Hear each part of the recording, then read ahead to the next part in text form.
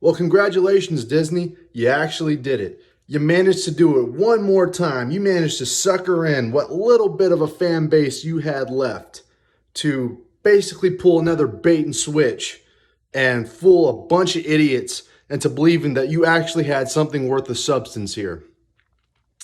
Ahsoka episode 4, I believe, called Fallen Jedi, single-handedly has to be one of the most action-packed, most dramatic episodes that I've ever seen where nothing happens. Where absolutely nothing happens. I mean, I could explain to you in a full breakdown, EFAP, every frame of pause kind of thing. But to be honest with you, I'm standing here in my stairway where the acoustics are very echoey.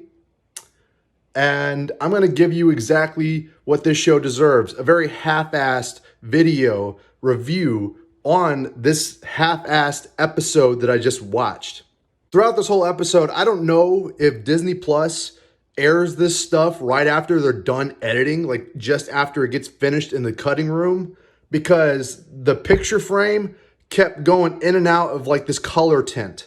All the blacks were actually greens, and the color tint switched from like orange to yellow to blue. It just kept going back and forth, and it distracted the hell out of me. It made me feel like I needed some damn cataracts or something, man. Also, there were some lights that were surrounding the seance on that planet Cedos, where they're trying to navigate the map to a different galaxy for Ezra and Thrawn. And I'm trying to figure out why the lights were surrounding it. I thought those were set lights. They're actually a part of the show. I thought they were a part of the set that they just forgot to remove in post. But no, they're actually part of the show because they show up multiple times. It's bizarre. All that happens is that Morgan Elsbeth gets the navigational points, what are they called? The coordinates to find Thrawn in this other galaxy. Sabine gets captured, and Ahsoka falls off a cliff. Hey, ha, ha, ha, fallen Jedi. Is that why Dave Filoni thinks that she's like the new Gandalf? Is because she fell off a cliff and she actually survives by going to an afterlife, which is the world between worlds? Oh, spoiler alert for people who are still watching the video right now. Spoiler alert for you. I honestly don't know what to spoil for you. Nothing happens. I mean, like, Balin's meerkat and Sabine get into a lightsaber fight for like 30 minutes where nothing happens. Nobody dies, nothing happens. Balin and Ahsoka get into a fight, nothing happens. I guess Ahsoka falls off a cliff and that's about it.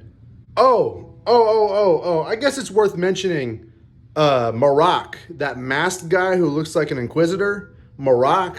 Yeah, it turns out he's literally nobody.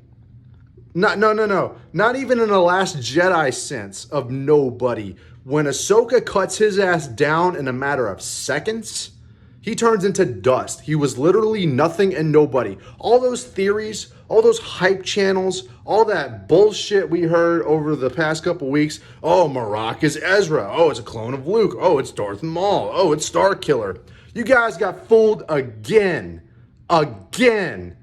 How many times does this shit have to happen?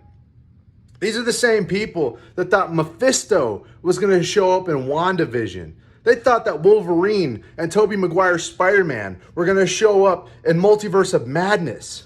These are the same people that think that Kevin Feige is going to save the MCU, that Dave Filoni is going to save Star Wars. These are some of the most hopeless, idealized, traumatized nerds that I've ever seen. And look, I get it. You're a fan. You want to like this stuff. You want to be engaged in it. But you're putting your faith in the wrong people. Dave Filoni is not going to save Star Wars. And this should be evidence of that. This should be clear evidence of that. So yeah, congratulations once again for being fucking wrong about a character in a new Disney Plus TV show or whatever the hell. Marak ended up being absolutely nobody. And you know what? I don't even care if he was Starkiller at the end of the day. They could have made him goddamn fucking Galen Merrick or Revan or whoever they could have made him. I wouldn't have given a shit because I knew they would have fucked it up anyway. They would have made a big mess out of it. Yeah, this video is probably going to get demonetized, but I don't care. This is where it's at now. This is where we are at. You clowns are looking more stupid by the day. Yeah, look, I get it. I get it. You want to be a part of the hype train. I get it. I get it. You like your access. that's cool. Oh, so I guess I forgot to mention that Hayden Christensen shows up at the very end as a de-aged, CGI de-aged Anakin Skywalker in the World Between Worlds.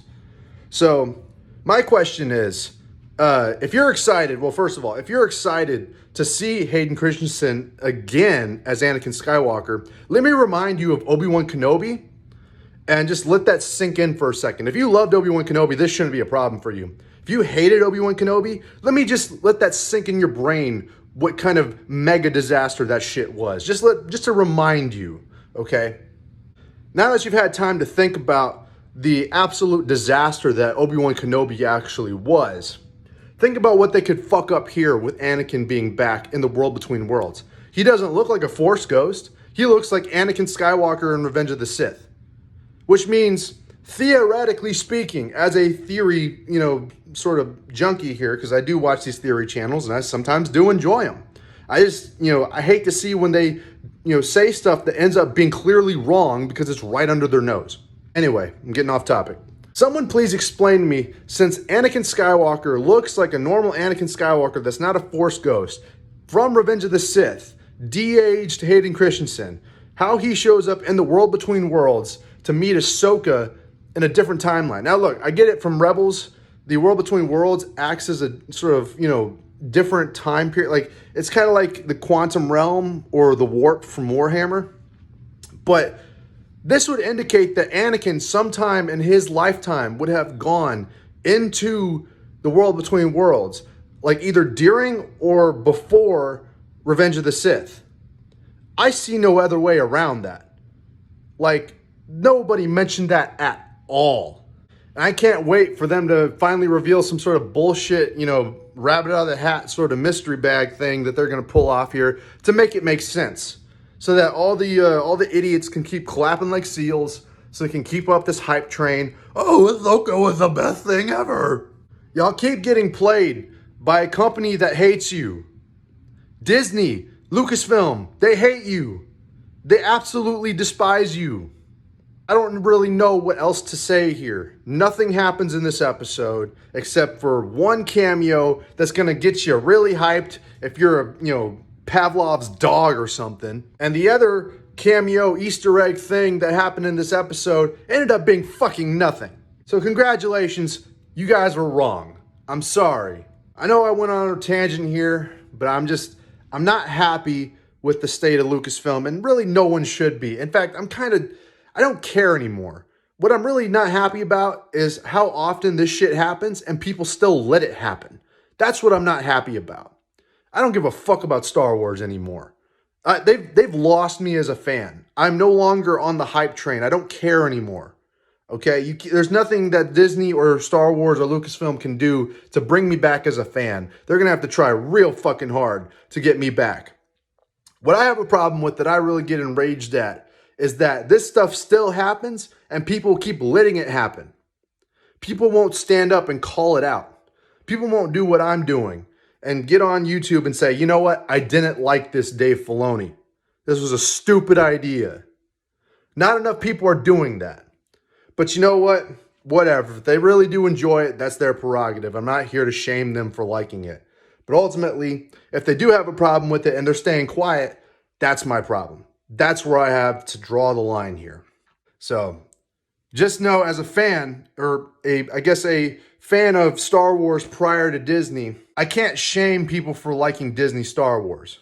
Certainly, I'll make fun of you, but if you like it, that's for you. That's your thing. But Lucasfilm and Disney have gone out of their way to demonize their fans, to attack their fans, to make their fans the enemy.